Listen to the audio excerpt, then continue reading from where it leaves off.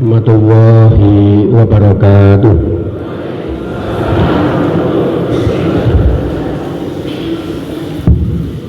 Alhamdulillahirabbil alamin alladzi an'ama 'alaina bi ni'matil iman wal islam. Asyhadu an la ilaha illallah wahdahu la syarikalah dzul jalali wal ikram wa asyhadu anna Muhammadan abduhu wa rasuluh al-hadi ila siratal mustaqim.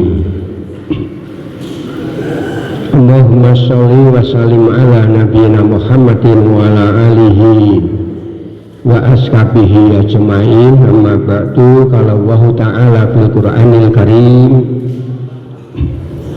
a'udzu billahi minasyaitonir rajim. Ya ayyuhalladzina amanu taqullaha wa tanzur nafsum ma qaddamat lighad wattaqullaha innallaha khabirum bima ta'malun. Panjenenganipun para sesepuh ini sepuh, para kyai para satya ingkang kula mulyakaken, Bapak dari pimpinan daerah Muhammadiyah Kabupaten Magetan dan seluruh pimpinan Bapak Ibu dayanipun ingkang dipun rahmati Allah Subhanahu wa taala. Pagi yang berbahagia ini puji syukur kita aturaken konjuk warasanipun Allah Subhanahu wa taala. Alhamdulillah kita dapat hadir bersama di pengajian yang insya Allah mulia ini. Pagi hari ini banyak sekali amalan-amalan yang telah kita lakukan, mulai dari bangun malam untuk melakukan sholat malam, qiyamul lail, sholat tahajud. Ibu-ibu niki wau jam pinten? Jam 3, enek sing jam 4, enek sing jam 5, enek sing yahene iki urung. Magetan bao hawane adem tenanan ya.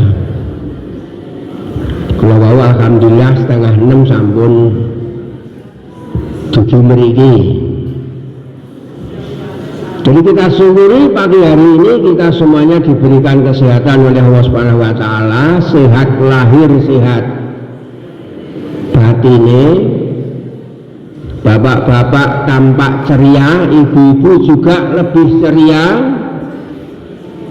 Karena ini bulannya bulan Muharram, tidak banyak beban-beban sosial. Pun mboten usul sumbangan nggih. Mboten.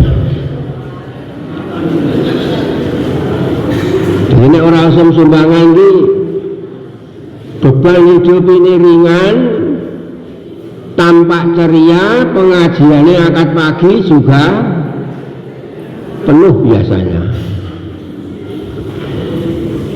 Yang kedua, Bapak Ibu, sholawat dan salam selalu kita aturkan pada junjungan kita, panutan kita, uswah hasanah Nabiullah Muhammad sallallahu alaihi wasallam. Semoga kita menjadi umat beliau ingkang tansah tuhu memenuhi napa ingkang dados ajaran-ajaranipun Kanjeng Nabi Muhammad sallallahu alaihi wasallam untuk hidup mulia dunia dan akhirat. Salajengipun kepareng kula matur, iki biasanya pengajiane basa Jawa apa basa Indonesia? Basa Indonesia. Ya campur nggih. Kula niku wong kulon gunung. Kalau biasa ngaji enten desa-desa niku nek nganggo basa Indonesia kok ketoke ora njawani. Nanti campur saja. Jadi kami bersyukur Bapak Ibu pada pagi hari ini kula saged sowan wonten Magetan untuk silaturahmi dengan pimpinan daerah Muhammadiyah Kabupaten Magetan, seluruh tokoh-tokoh juga jamaah Magetan. Pada pagi hari ini kula saking Universitas Muhammadiyah Karanganyar Umuka Solo Kilen Gunung Lawu, nek kene Etan Gunung Lawu. Jadi kita bertetangga. Yang pertama mari kita ngaji dulu ya, bahwa saat ini kula Pangandaya berada di bulan Muharram. Muharram ku nek wong Karanganyar sasi Suro. Sasi Suro niku sasine apa Pak? Sasine Dedemit. Sasine Nyi Roro Kidul. Sasine Mak Lampir. Wong dorawani mantu, wong dorawani nitanke anake, wong dorawani bangun omah, mesake sing dodol bangunan, mesake tukang kitan, mesake sing nyewake tenda sakom pitan. Jadi kita berada di di bulan Muharram, tahunnya tahun 1446 Hijriah. Maka pada pagi hari ini dua hal yang ingin saya sampaikan. Nek materi ini sampun ya sekedar untuk tadkirah kita bersama, untuk pengingat kita bersama. Poin pertama adalah Muharram dan poin kedua adalah hijrah. Bapak Ibu, menangnya Allah sampun paring dawuh wonten surah At-Taubah ayat 36. Niki wau kula waca enten buku tamu ketinggalan ayat ini sudah disampaikan minggu yang lalu ya gini. Saya pada inti saja bahwa Allah ciptakan setahun enek rolasasi, dari 12 bulan ada 4 bulan haram. Kira tak terangke mesti do pirsa. Nggih menika Zulqa'dah, Zulhijjah, Muharram dan Rajab. Zulqa'dah iki nek wong Magetan apa? Selo. Zulhijjah besar, Muharram suro, Rajab padha wong Karanganyar ternyata ya. Ini Jawa Timur wong tenanan soalnya ya. Nek pun wetan ketok bedane. Nah Bapak Ibu, yang terpenting bahwa ketika Allah sampaikan 4 bulan itu adalah bulan haram, Bapak Ibu, apa makna haram itu? Haram punya 2 makna ya.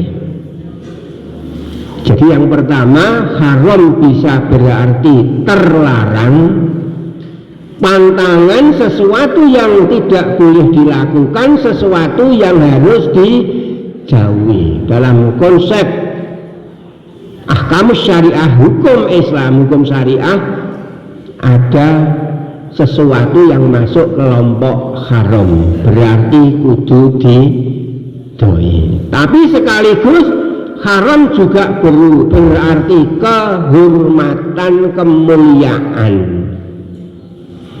Nek jenengan tindak Mekah disebut tanah haram karena dimuliakan. Di sana ada Masjidil Haram.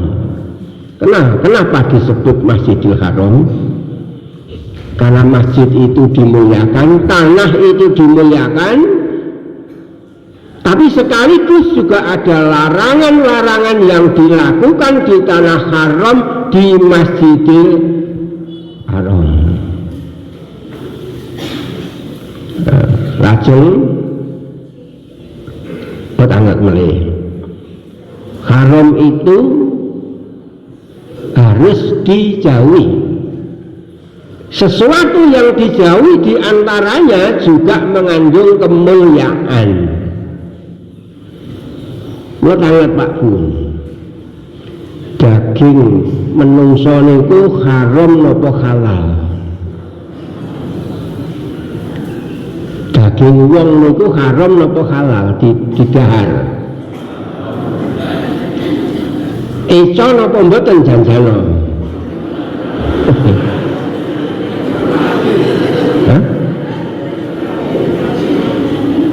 Kula pun tangat sumanto. Daging manusia itu seperti daging kelinci. Pun dahar daging kelinci, sate kelinci. Tapi kurang luwih daging wong niku kaya daging kelinci. Niku nek omah aja ngelongi kempole mboke terus di sate. Biarpun daging orang itu enak, tidak boleh dimakan sebab manusia itu dimuliakan.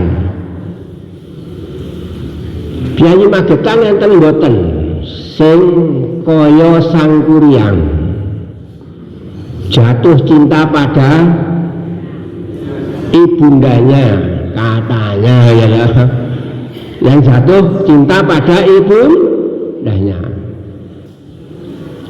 Bapak ibu dhewe niku kenging dinikahi napa mboten? Anake dhewe kenapa tidak? Termasuk muhrim. Maknanya apa? Itu orang yang harus kita muliakan. Ibu harus kita muliakan, anak kita muliakan, saudara perempuan kita muliakan, maka disebut muhrim. Maknanya pun apa? Berarti Bapak Ibu untuk meraih kemuliaan yang menikah sejatosipun ada sesuatu yang harus dijauhi, tapi sekaligus ada yang harus dilakukan. Nah, maka ketika kita ada di bulan Muharram coba kita kaji, karena bulan Muharram juga berarti dua makna tersebut mengandung bulan yang mulia, tapi di situ juga ada sesuatu yang terlarang. Bapak Ibu, apa kemuliaan Muharram itu? Nek mriki Muharram ngeten iki enek wong wani mantu napa dereng Pak Bu?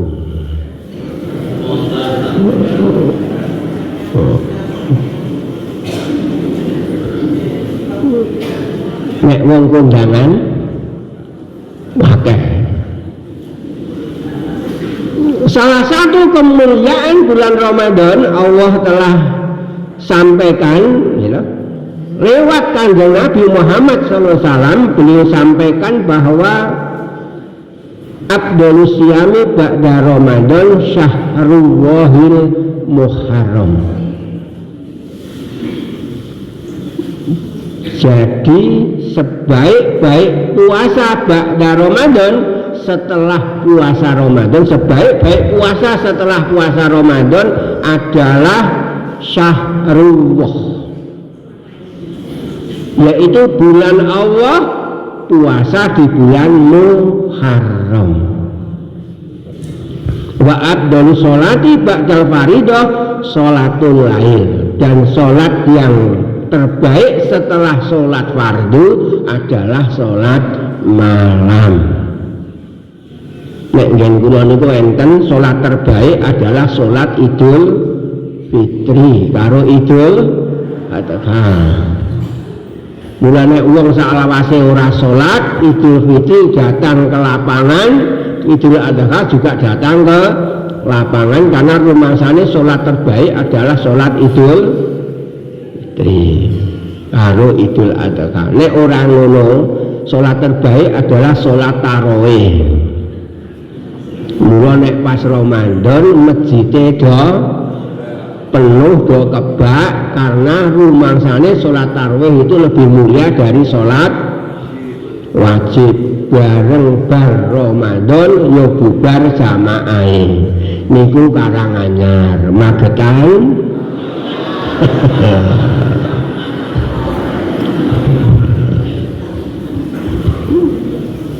Jadi wonten kados menika Allah menyifati bulan Muharram adalah sebagai syahrullah.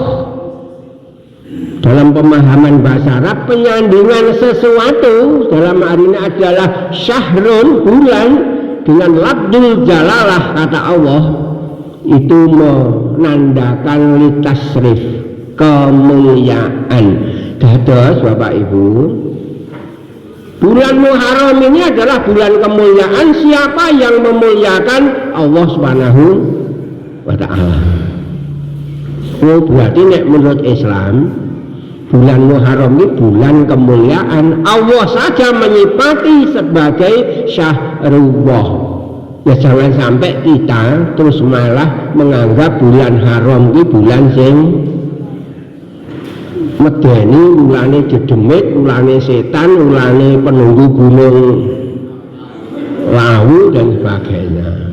Nah, niku nggih. Jadi pertama sebagai syahrullah. Yang kedua,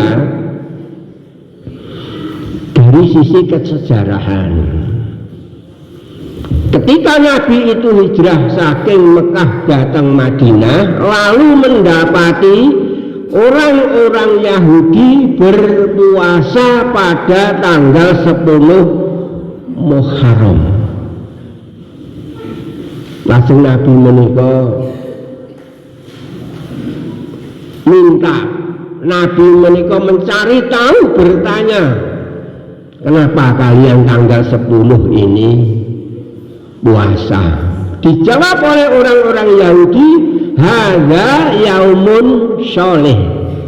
Dalam hadis yang lain, hadza yaumun azim.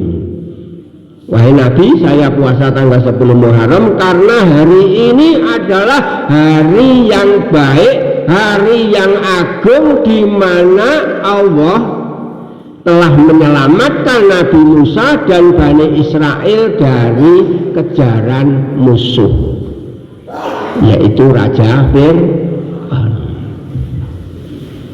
Jadi hari baik, hari soleh, ya, hari agung. Jadi di bulan Muharram yang dapatkan celaka sinten Pak Bu? Fir'aun. Yang dapat kemuliaan sinten? Nabi Musa dan para pengikutnya. Maka tentu tidak ada alasan lagi kita menganggap bulan Muharram itu sebagai bulan yang tidak baik. Maka dulu ketika saya niku menikahkan anak saya, tak barengke anak pertama kedua itu saya mengambil tanggal 8 Muharram. Akhirnya ora nek saingane. Tamu full nganti ra muat-muat sebab ora akeh saingane. Bareng tiyang niku punya keyakinan yang sama. Maka Muhammadiyah itu sangat menekankan kemurnian tauhid, kemurnian keyakinan. Karena apa? Tauhid itu memerdekakan, sementara musyrik itu memenjara. Ayo Pak Bu, nek usaha Magetan nyuwun sewu, arep nikahke anak iki sik nganggo hitungan dina napa mboten? Tesih. Kula niku pernah enten KUA. Aku sik gawene yo ngijabe ngono kuwi. Suwe-suwe aku metu ke KUA, wegah ndak dina nyawang nganten anyar. Karena masa Karanganyar niku terus do golek dina. Rumuse padha. Akhirnya dinane ya padha, jame ya padha. Ada hari-hari kosong tidak ada orang nikah, dan ketika hari Ahad wong nikah ki 24. Petugasnya guru loro. Piye ndang saiki? Kabeh njaluk jam 8 esuk. Akhirnya tak tanggangi jam 8 esuk ning nyang kantor kabeh ora gelem. Akhirnya nopo Pak Bu, setelah saya jadwal karena jam 8 itu hanya satu, itu dua tempat kula bagi. Akhirnya mulai setengah 6 esok kula niku pun ngijabi manten. Sing daftar kari dhewe tak tari, Pak niki entene jam 1 siang utawi jam setengah 6 esok. Lah mungkin jam 1 niku pun temu niku Pak. Ya terserah jenengan, berarti setengah 6 bae. Nggih setengah 6. Nah, kuwi dungkune ngeyel. Nek enten Ngardoyoso niku jenengan kalih Mbah dukun. Jenengan niku pripun Pak Naik? Oh jam 8 kok yane rawuh. Mbah, jenengan niku sinten? Kula niku dukun niki. Oh, ngaten. Kula mriki sing ngundang sanes jenengan. Ngapunten nggih. Sesama petugas tidak boleh saling. Kula ngeten jenengan petugas kula nggih. Petugas. Sakniki ngeten, Mbah. Kondangan iki ajarane sapa? Ajarane piyai-piyai dhisik. Ah, nek niku ngeten mawon. Mengke jam 8 pokoke jenengan kondangan. Kondangan Jawane jam 8, ijabe jam 12, Mbah. Ngoten nggih Mas. Nggih. Akhirnya terlaksana. Maknanipun apa Pak? Ketika kita ada di bulan haram, diajarkan bulan haram itu kemuliaan, jangan dianggap di situ ada kesengsaraan. Ketika kita ngugemi hal yang tidak jelas dasar hukumnya, ngerimpeti laku, marake urip pikir ruwet.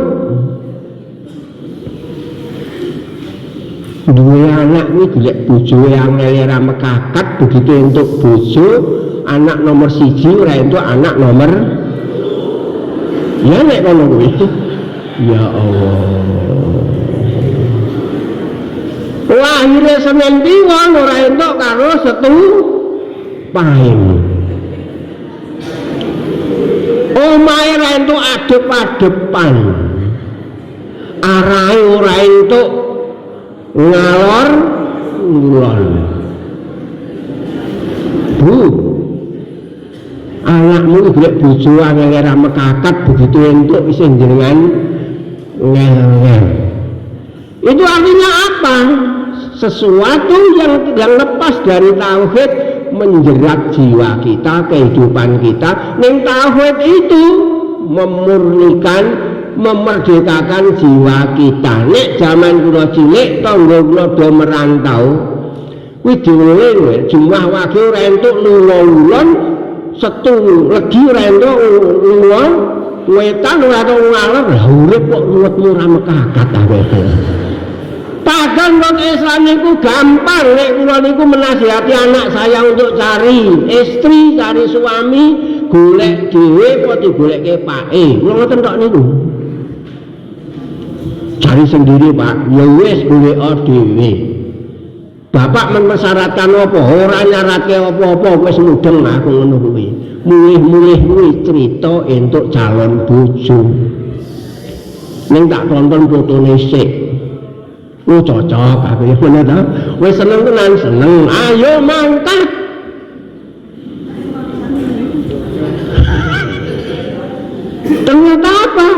damai tak mantokke bulan suro nggen kula dereng nate enten wong wani mantu bulan suro aku yo meneng wae akhirnya alhamdulillah semuanya selamat sumbanganku full ora dikelok sehingga ini guyon ya sehingga ini guyon lah tapi intinya memerdekakan tidak banyak terjerat jadi awake dhewe iki apa-apa sithik kudu sesaji kesana kemari duit entek akhirnya dienggo iki apa mboten lajeng Bapak Ibu itu arti kemuliaan. Lalu muharram juga berarti haram, sesuatu yang dilarang. Dilarang itu berarti sesuatu yang harus dijauhi. Pertanyaannya apa yang harus dijauhi? Apa mantu, apa sunatan, apa bangun omah? Nenek Karanganyar ojo nganti enek ajaran larangan bangun omah. Tukuku ndak ora payu. Ya. Wingi pas pandemi kula niku disambati kanca-kanca sing gaene nyewake sound system.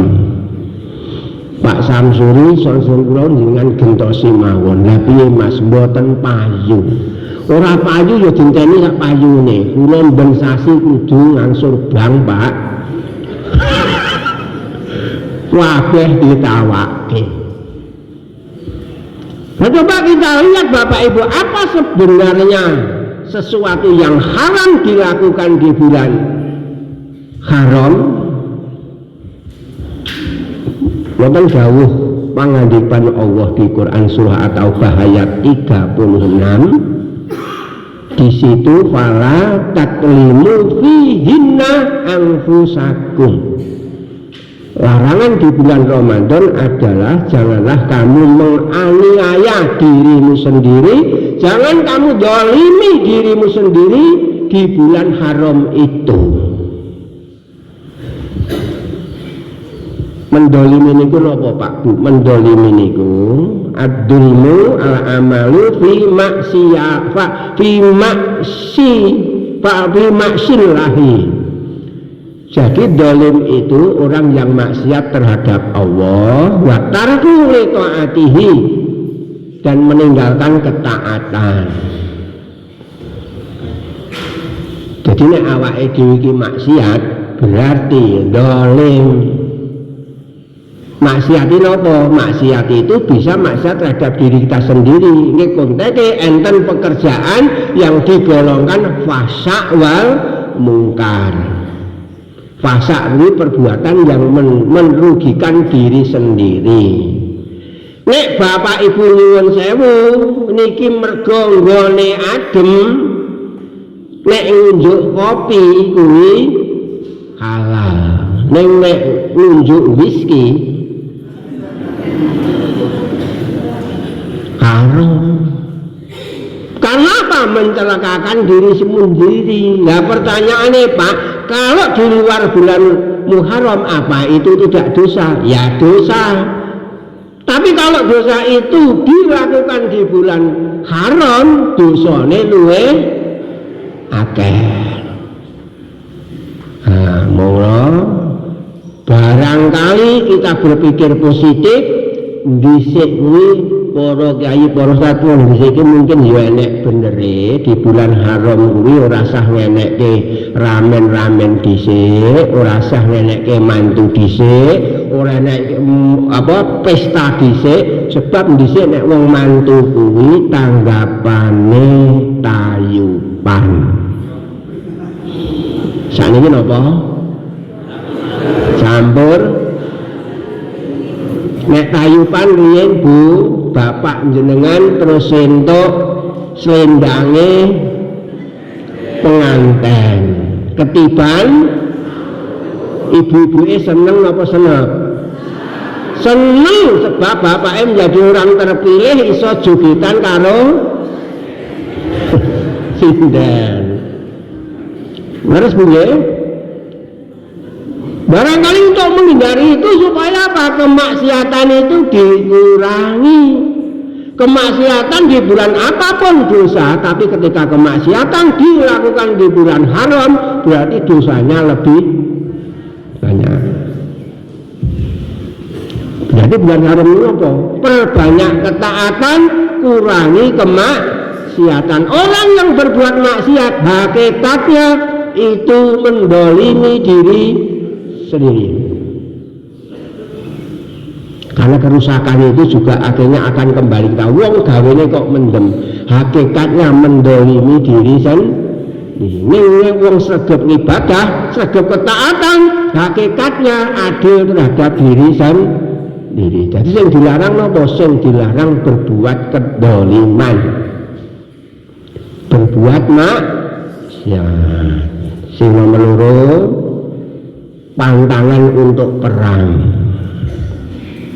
Al-Baqarah ayat 217, yas'alunaka anisyahril harami qitalin fihi kul qitalun fihi kabir.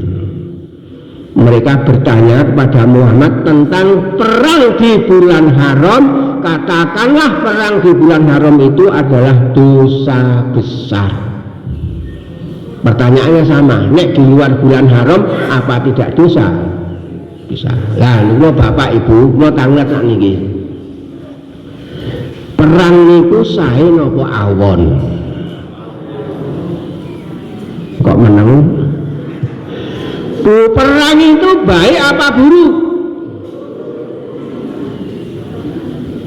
Buruk apa baik?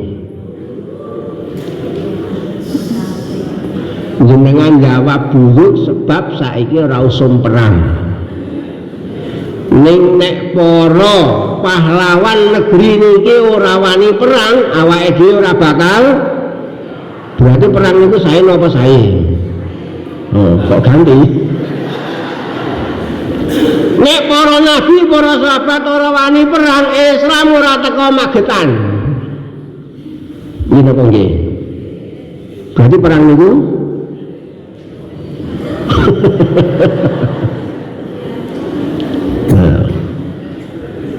perang itu enten saenipun, tapi juga ada buruknya. Ketika perang membela kebenaran, membela keadilan, perang mempertahankan tanah air, melawan penjajah, perang itu kemuliaan. Bahkan orang yang perang mati dalam peperangan adalah mati orang mulia kepiye ndak?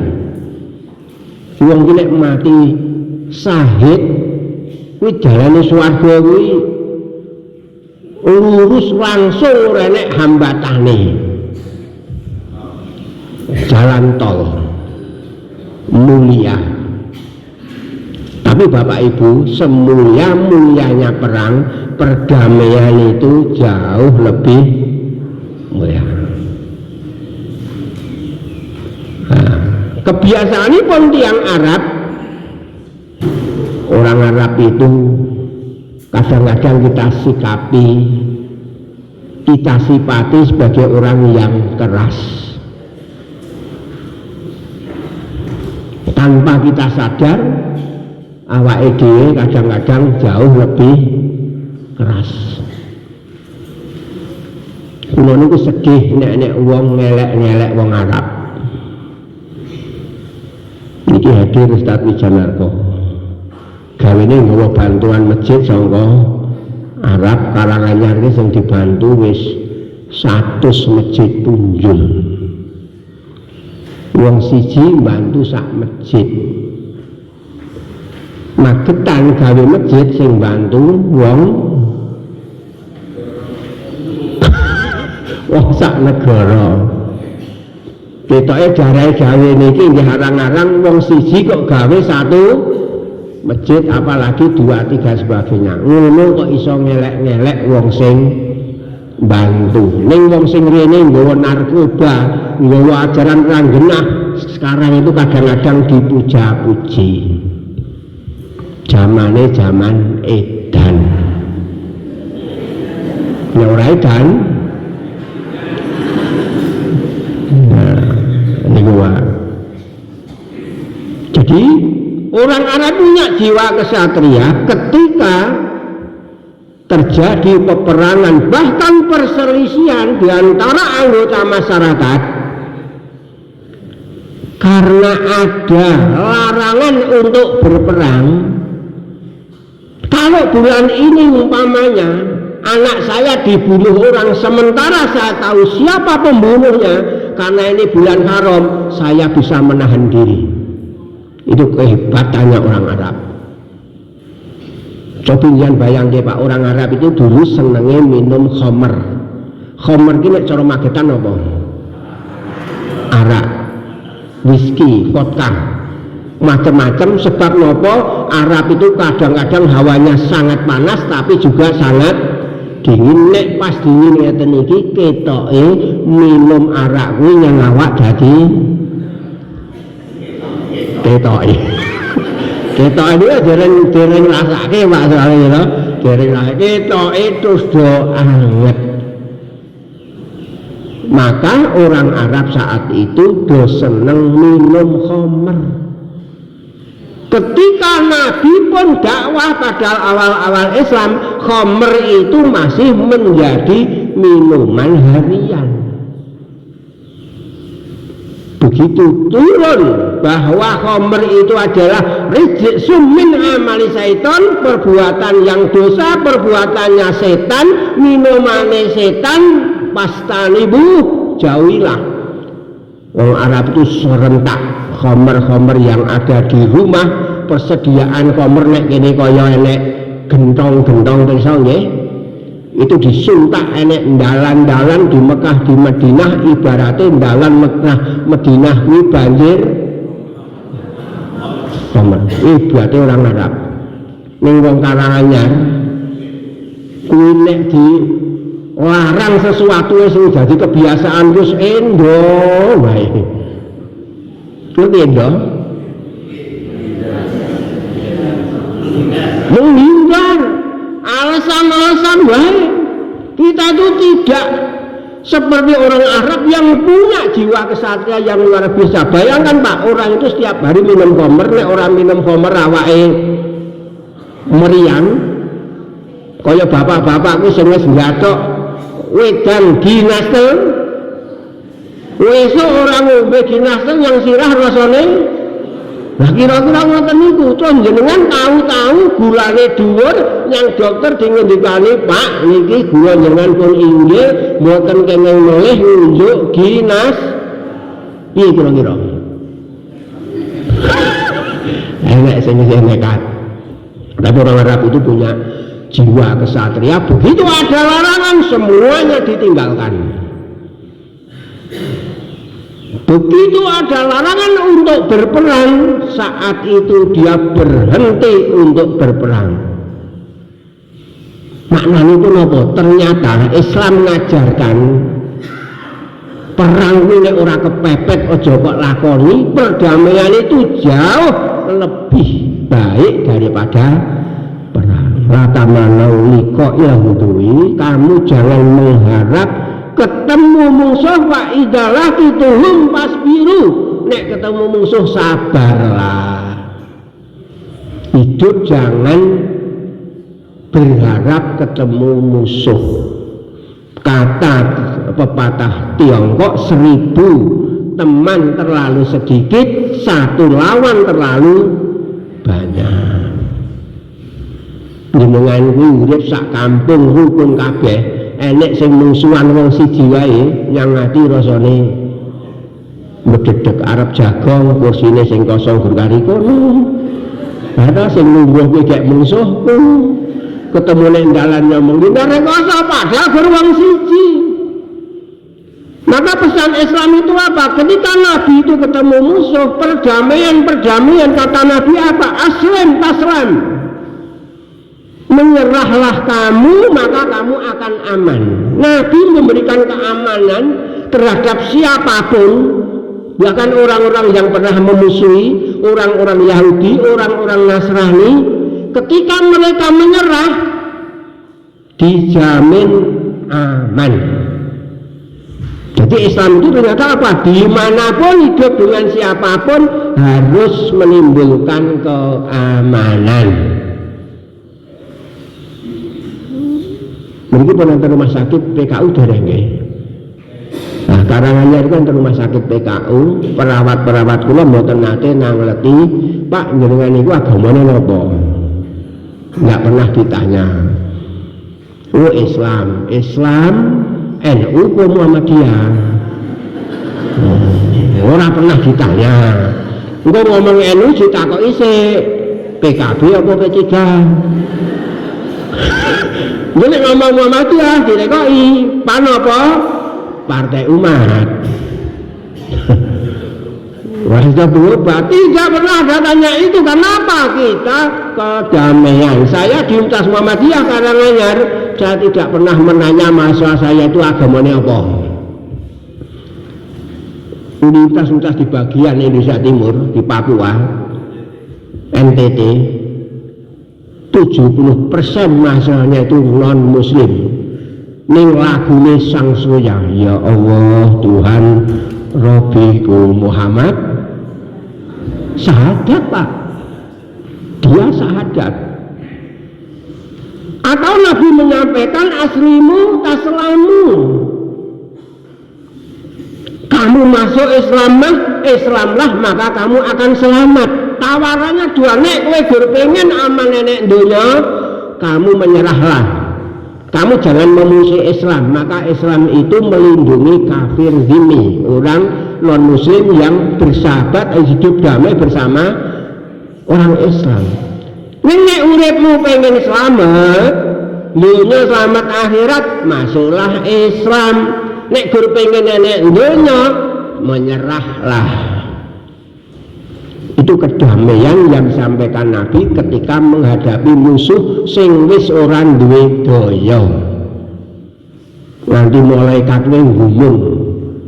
Nabi kok sabare kaya ngono, padahal malaikat ora tau gregeten. Ya, ngerti Nabi gregeten. Ning setan iki kadang-kadang ya ngumun karo wong. Karena maksiat setan itu lebih dari maksiatnya, maksiatnya wong melebihi maksiatnya setan.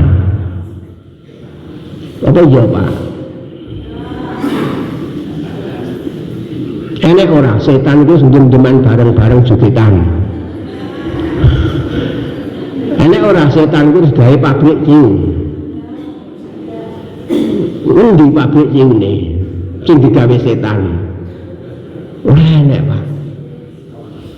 Enek orang setan kuwi manak terus anake di pateni.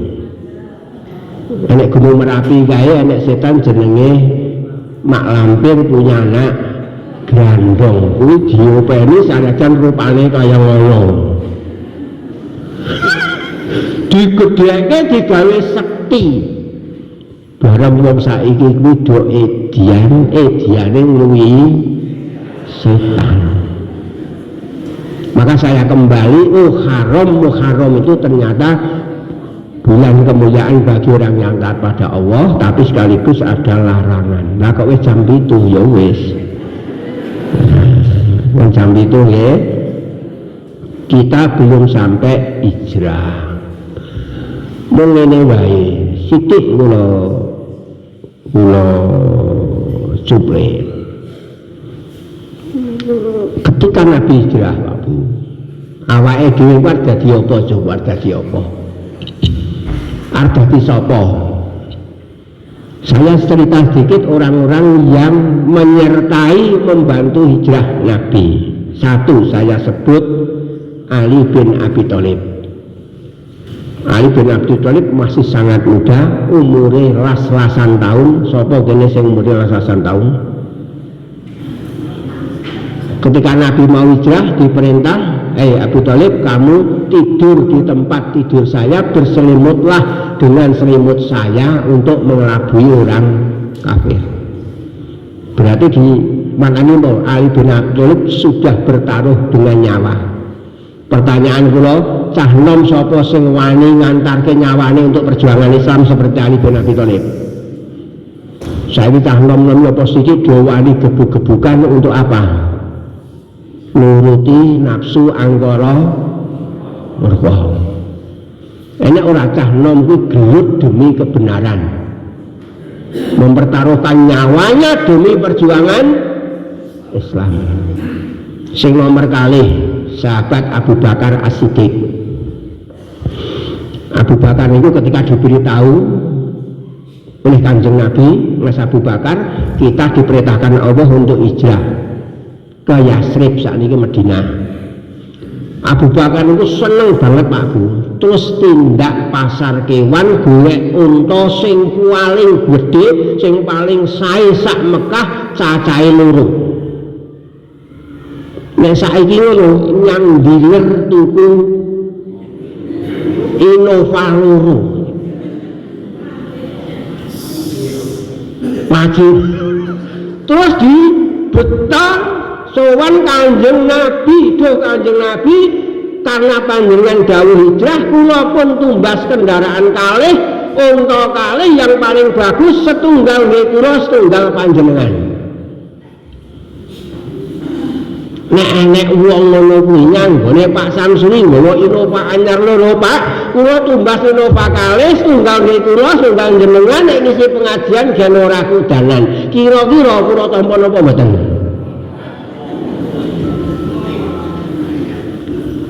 Nek kelasnya Samsuri ditompo. Dan ternyata yang ditunjukkan Nabi apa? Nabi tidak menerima. Saya nggak mau Abu Bakar. Niki kula ikhlas Kanjeng Nabi ora pokoke aku ora. Setelah terjadi perdebatan Kanjeng Nabi bar pangandikan tuku piro sak ijolane. Kenapa Pak Bu? Padahal sebelumnya Abu Bakar ini sahabat yang sudah banyak membantu Nabi. Pertanyaan gue mengatakan, sapa sing arep niru lakone Abu Bakar? Enek dai-dai kodanan nganggo mantol, lalu jamaah mau beli pirang-pirang, ya meneng wae. Akhirnya dai niku kodanan berpatuk pilek wae, suwe-suwe umure ora dawa sebab ora di openi jamaah. Ayo Pak sing sugih-sugih nek jenengan kuwi duwe mubalek kuwi kendaraane ora cetha dengan pundhutne gen kaya Abu Bakar. Tapi yang jadi pimpinan ternyata Kanjeng Nabi menyampaikan tidak mau. Kenapa tidak mau? Nabi mau menunjukkan hijrah adalah perjuangan di mana kita harus mengerahkan semua yang kita miliki. Nggak boleh ada satu orang pun yang mengambil manfaat.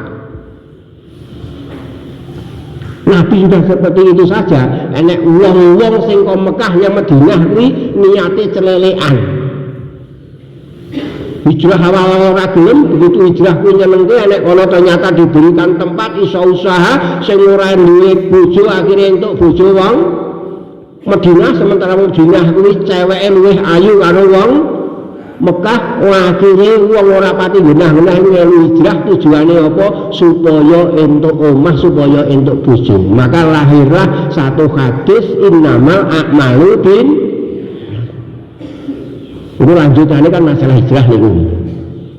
Bahkan edane melih Pak, enten wong Mekah niku, wong Madinah niku nek nyuwun sewu nek mriki pun enten rumah bordil. Iso rumah bordil. Ora piso ora tak terangke. tak terangke lah. Rumahe wong wedok ra genah-genah niku terus piyayi-piyayi niku akhirnya do berpikir ayo dinikahi wae nek bar kuwi diislamke. Maka turun ayat larangan menikah dengan pezina dan orang-orang musyrik. Saya tidak akan bahas itu, tapi saya hanya berpikir, hanya menyampaikan Nabi hijrah mengajarkan kesungguhan. Abu Bakar rela berkorban untuk hijrahipun Kanjeng Nabi. Terus ada lagi yang berpikir gini, kurang di apa-apa Pak. Hijrah itu ada sahabat yang namanya Abu Fuhairah. Abu Fuhairah niku hamba sahanipun Abu Bakar gawene angon. Diperintah untuk angon di sekitar Gua Sur. Engko nek ditekoki pembesar-pembesar Quraisy kaum kafir kon jawab nek Nabi tidak bersembunyi di gua Sur, sebab apa cahangon itu biasanya dipercaya. Mula nek Kanjeng Nabi hampir semua nabi niku berangkatnya sangka cah angon, sangka pedagang. Kula tekok sing rawuh ki sapa sing tahu dadi cah angon? Hah? Makanya wong kota kan orang-orang sing angon ya lah. Angon niku Pak. Jadi di sini seorang hamba sahaya pun bisa mengambil peran. Sing ibu kepiye istrinya Abu Bakar selama 3 malam masak untuk Abu Bakar dan Kanjeng Nabi. Lalu putranya pun Abu Bakar, Abdullah bin Abu Bakar setiap malam harus berjalan dari Mekah ke Gua Sur. Di kegelapan malam jalannya yang masih penuh dengan batu, penuh dengan ancaman, dia relakan hidupnya. Karena apa? Dia sadar hidup yang sejatinya adalah hidup di hadapan Allah Subhanahu wa Ta'ala. Jadi wong Islam ini harus perjuangan, ora nek rumuse wedi mati tak kandhani. Wong Islam berjuang kok isih wedi mati, wedi lara, kuwi diperiksake imane sik. Dengar pengajian grumis sithik terus alasane kok nek mangkat masuk angin, dengan periksake imane jenengan. Wong iman kok masuk angin wedi. Terus kita perhatikan penduduk Madinah yang hakikatnya secara ekonomi juga pas-pasan, tapi menerima orang-orang yang hijrah dari Mekah, ditempatkan di rumahnya, diberi pekerjaan, bahkan yang belum punya istri diberi istri, yang disebut golongan Ansor. Luar biasa Pak Bu. Ketika sudah penuh kesungguhan, Allah turunkan mukjizat. Dalam sekejap bibir Gua Sur penuh dengan sarang laba-laba. Wong kafir orang mungkin Muhammad mlebu kene wong ada sarang laba-laba. Ada 2 ekor darah yang membuat rumah di bibir Gua Sur. Maka dengan mensahiran ketika tindak Mekah sekitar Masjidil Haram, burung dara kok pirang-pirang diopeni. Sebab sejarahnya burung dara inilah yang diutus Allah untuk menyelamatkan Kanjeng Nabi. Tumbuh-tumbuhan di bibir Gua Sur. Maknanya apa? Nek awake sungguh-sungguh, Allah yang tolong kita. Nek awake dhewe berjuang dengan penuh kesungguhan, waladina jahadu fina lanah bianahum subulana. Nek awake dhewe sungguh-sungguh jalan-jalan kemuliaan, jalan dan suasana itu Allah yang tunjukkan pada kita. Makaten Bapak Ibu ingkang kula aturaken kondaan kesuwen, namun kula nyuwun wekdal sekedap. Niki kula sowan saking Universitas Muhammadiyah Karanganyar. Pengen sowan Pak Ketua PDN, Bapak PDN, seluruh jamaah sing intine Karanganyar niku pun berdiri Universitas Muhammadiyah Karanganyar sing kula sebut Umuka Solo. Kenapa kok pakai Solo? Karanganyar itu wong pati terkenal. Kula teng Sumbawa, kula teng luar Jawa niku Karanganyar itu mana Pak Rektor? Ning ketika saya nyebut Solo, semua orang kenal sebab presidennya sangka Solo itu lebih terkenal dari Surakarta. Pak Sekda Sumbawa niku ke Solo, ke Surakarta, terus takok, Pak ini Solonya mana? Tulisannya kok semua Jadi Solo itu lebih terkenal. Kula kinten ngaten Mas Amir ya menyampaikan niki kula sowan kali rombongan nyuwun wekdal sekedhap Pak Bu nggih. Nggih niki asal mengenalkan Umuka niki kula bersama-sama tim dosen nggih enten Mas Bintang, berdiri Mas Bintang. Nah niki punakane pendekar hukum Muhammadiyah Pak Dr. Kyai Haji Muhammad Busro Muqaddas. Nanti mireng nggih.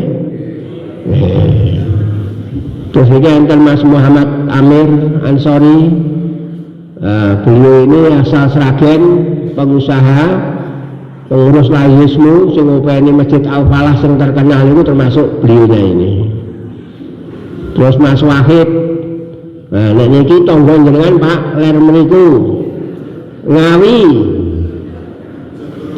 Jogorogo samping ini Mbak Dikrina ini dari Salatiga ya niki tim-tim yang kesini lalu saya mutu-mutu niki mahasiswa kula sekaligus biar praktek ya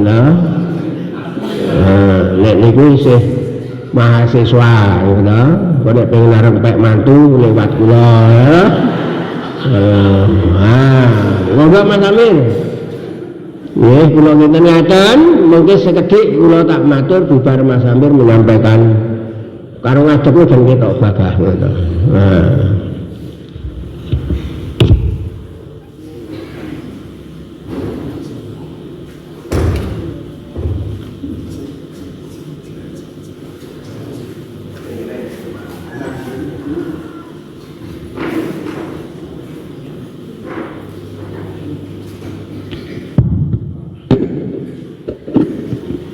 Bismillahirrahmanirrahim. Assalamualaikum warahmatullahi wabarakatuh.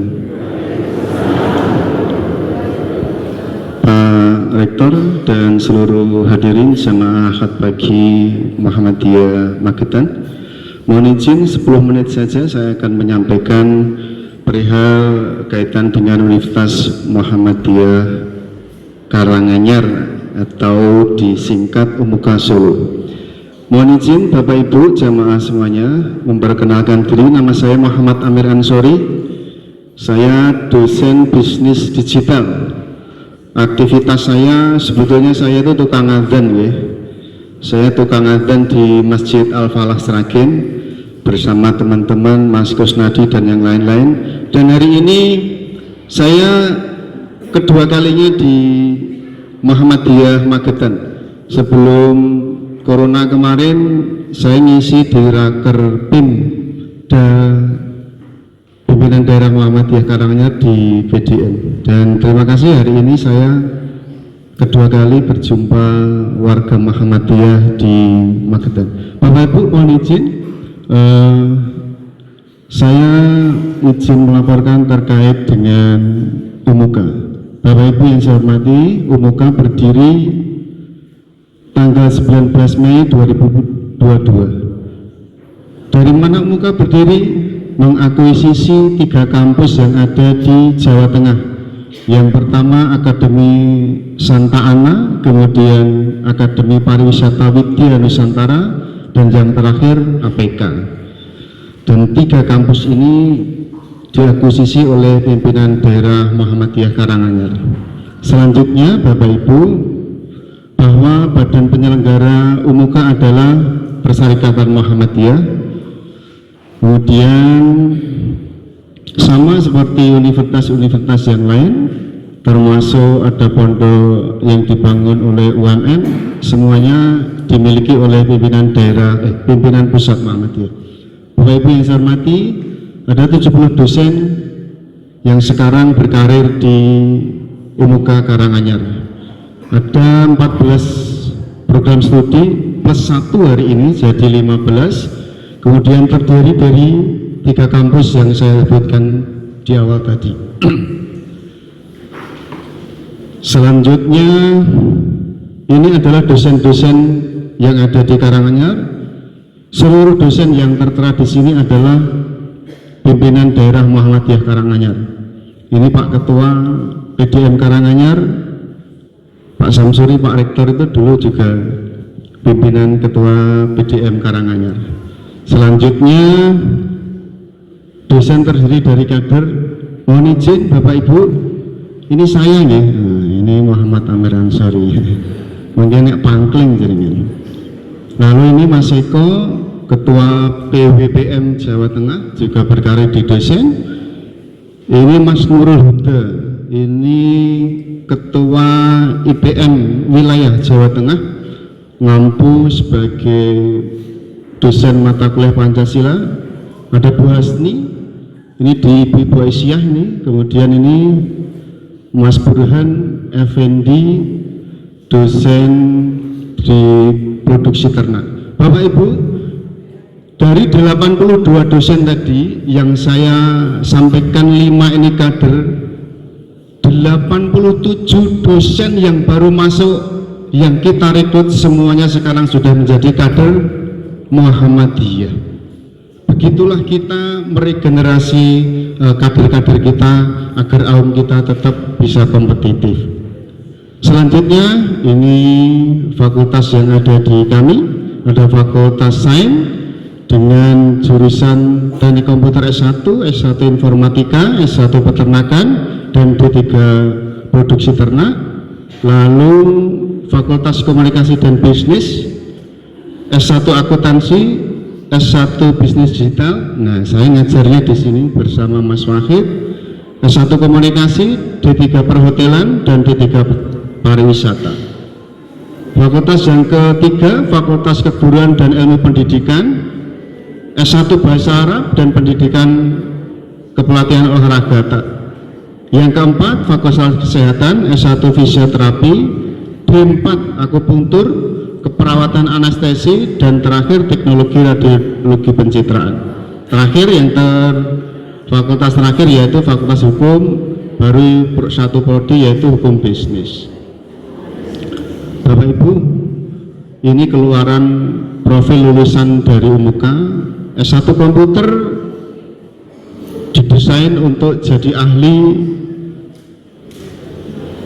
robotik engineer, kemudian jadi calon pegawai negeri. Lalu informatika sama, didesain untuk menjadi CPNS yang berdedikasi dengan keunggulan kompetensi software engineering dan lainnya. Lalu yang S1 Peternakan sama, didesain untuk menjadi seorang manajer, supervisor, formulator pakan ternak, dan sebagainya. D3 Produksi Ternak didesain untuk menjadi Research and Development, kemudian tetap sebagai kualifikasi CPNS yang berkualitas unggul. Akuntansi sama Bapak Ibu, tetap didesain untuk jadi CPNS yang unggul, kemudian akuntan publik, kemudian manajer akuntansi. Bisnis digital, ini yang saya ampu, didesain untuk menjadi business development analyst, kemudian digital trainer, dan terakhir tetap didesain untuk jadi CPNS yang unggul. Kemudian ilmu komunikasi didesain untuk jadi CPNS juga, kemudian sebagai cyber humas. D3 Perhotelan bekerja di kapal pesiar, kemudian manajer administrasi servis. Selanjutnya Bapak Ibu, S1 Pendidikan Bahasa Arab didesain untuk peneliti bahasa Arab, kemudian pendidikan bahasa Arab, dan terakhir pendidikan olahraga, menjadi pelatih cabang olahraga yang profesional. Untuk fisioterapi didesain sama, menjadi CPNS yang unggul, kemudian fisioterapis rumah sakit, kemudian poliklinik dan pusat rehabilitasi. Lalu S1 Akupunktur, menjadi praktisi akupuntur dan pengobatan herbal pada fasilitas pelayanan kesehatan.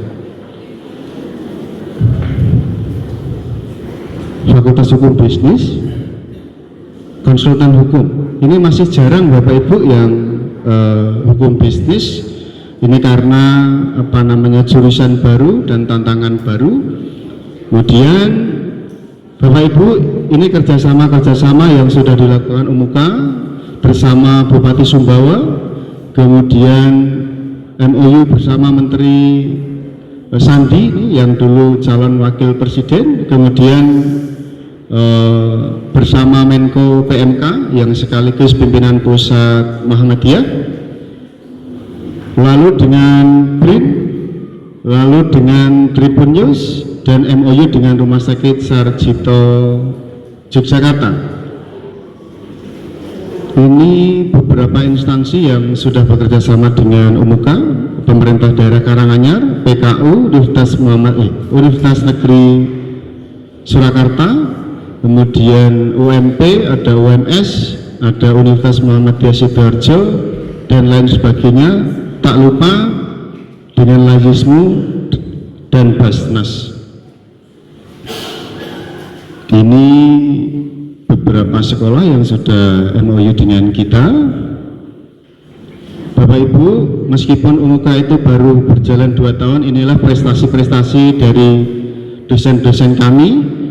Sudah memenangkan penerima hibah senilai 45 juta dari Kemendikbud Ristek, kemudian pemenang hibah senilai 300 juta dari Kemendikbud Ristek oleh tim dosen. Jadi meskipun kita baru, tapi ini prestasi-prestasi kita. Lalu tim ini pemenang hibah senilai 300 juta dari Kemendikbud Ristek oleh tim dosen, dan ini adalah prestasi-prestasi mahasiswa. Yang pertama, juara 2 kompetisi nasional bisnis plan di UMS, juara umum kompetisi nasional bisnis plan di UMS, best paper di UMSIDA Sidoarjo, kemudian juara 2 performing art hand bersenior di ajang championship Kejurda Open 2003. Bapak Ibu yang saya hormati, ini aktivitas mahasiswa kami, ada UKM mahasiswa, dan ini adalah kampus pusat yang sekarang baru dibangun, 7 lantai nanti, insya Allah tahun depan sudah jadi begini. Bapak Ibu, ini adalah PKU Muhammadiyah Karanganyar yang sekaligus akan jadi pengembangan kampus ketiga. Kemudian ada Radio H sebagai salah satu aset, UMUKA sebagai laboratorium broadcasting. Bapak Ibu yang saya hormati, tujuan kami di sini bahwa UMUKA adalah aspire, actual, achieve. Gambaran proses seseorang yang diawali dari mimpi mengenai tujuan ambisiusnya, terus belajar hingga memperoleh berbagai pengetahuan dan keterampilan hingga akhirnya berhasil meraih mimpinya bersama UMUKA. Kemudian hashtag kami adalah Gen Leader, yang maknanya adalah UMUKA siap mencetak generasi pemimpin yang unggul. Nah, Bapak Ibu, itu beberapa yang saya sampaikan. Penerimaan mahasiswa baru tahun akademik 2024, gelombang 3 Juli sampai September 2024. Terakhir Bapak Ibu yang saya sampaikan bahwa di UMUKA SPP-nya setiap bulan hanya Rp450.000. Maka Bapak Ibu, anak, tetangga, adik, saudara, silahkan ayo bergabung, daftar dan bergabung bersama di UMUKA Solo. Terima kasih. Assalamualaikum warahmatullahi wabarakatuh.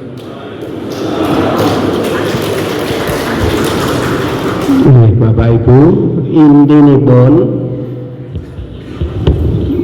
mohon nanti Pak Ketua PJN, Bapak PJN dan seluruh warga Muhammadiyah untuk kerso untuk mensosialisasikan syukur menjadi mahasiswa UMUKA. Mahasiswa kami itu beragam Pak Bu. Jadi kami selain buka kelas reguler lulusan SMA SMK yang masih baru, juga kelas khusus, orang sebut istilah kelas karyawan.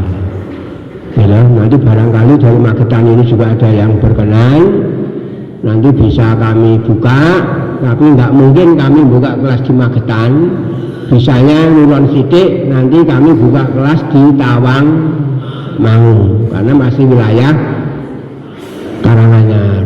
Lalu ke depan kami juga siapkan beasiswa kader bagi aktivis Muhammadiyah, guru, tendik, karyawan di Amal Usaha Muhammadiyah, ada yang di PDM, lalu UPP-nya, ranting cabang aktivis itu saya beri keringanan 50% biaya kuliah.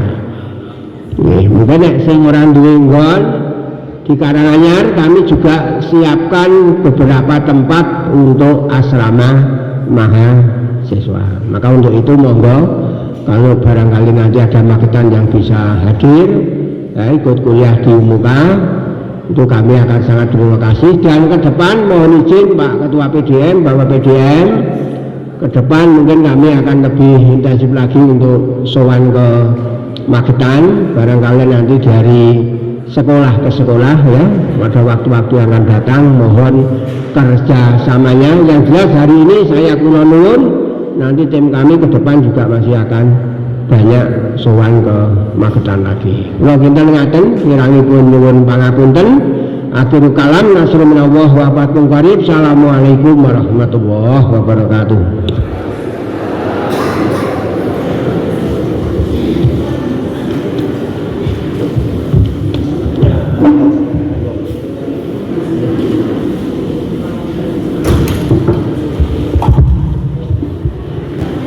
Ibu-ibu, bapak, sebelum ditutup ada beberapa pengumuman.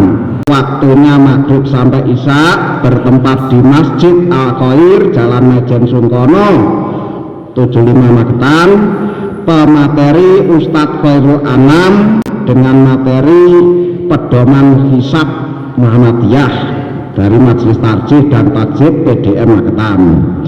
Kemudian besok mulai puasa Tasu'a 9 Muharram dan Selasa puasa Asyura 10 Muharram disunahkan. Monggo. Yang ketiga, ini mohon waktunya sejenak untuk menyaksikan penandatanganan MOU antara pimpinan daerah Muhammadiyah Magetan dengan Universitas Muhammadiyah Karanganyar Solo atau Oslo.